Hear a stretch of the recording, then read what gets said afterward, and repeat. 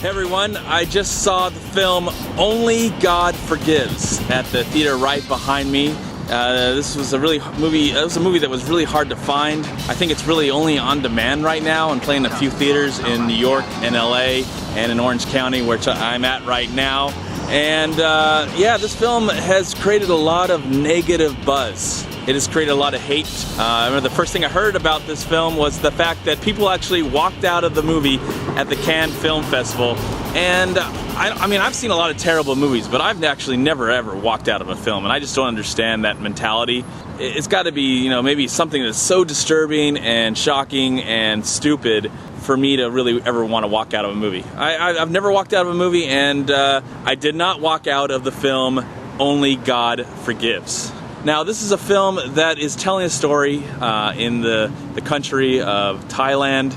It stars Ryan Gosling, and it's directed by the same guy who gave us Drive, Pusher, Bronson, and Valhalla Rising. Some films that I've seen, some films I have not yet, but I loved Drive, and that was one of my favorite movies of 2011. Now, with Only God Forgives, the story is simple, but yet at the same time kind of weird and confusing. You know, it's dealing with cops and drug lords and revenge and all that stuff that you would expect probably from this director, especially from the director of Drive. I just don't think this movie holds up like the film Drive does. I think Drive has a deeper meaning to it, has more of a plot that actually happens.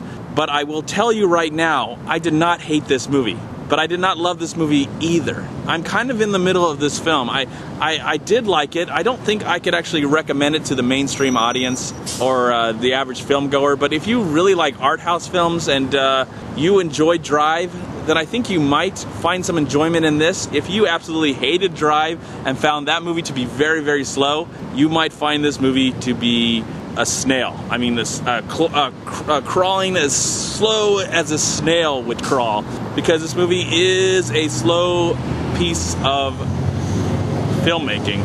This movie is something that will test your patience. Some people, I can understand why people might not like this movie, but to actually walk out of this film, I think it's created a little bit of hype for itself, because I don't think this movie was really worthy of being walked out upon. It's silly to me that someone actually would walk out of this movie. I would understand someone watching the whole film and not enjoying it, or find it to be tedious and not really that profound or poignant or unique.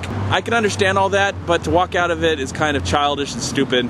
And I'm really glad I didn't walk out of this film. I did enjoy the film, though I don't know if I'll ever see it again. The music was very good, the production value, the cinematography, all this stuff is really quite interesting and holds up really well. You do expect this from the director of Drive and those other films, but I just don't know how it will fare in the future. If people will find this to be more enjoyable as I see it repeatedly. I just don't know if I'm ever going to see this film again, but I have to say, it's not that bad.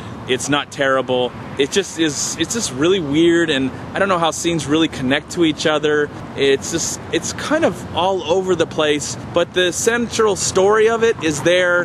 You know, bad things happen, and the people take revenge, even though I think a lot of these people aren't really justified for the revenge that they're taking, but of course they're all bad people for the most part. I did like this actor. I don't know what his name is, but I'm assuming they found him in the country over there somewhere.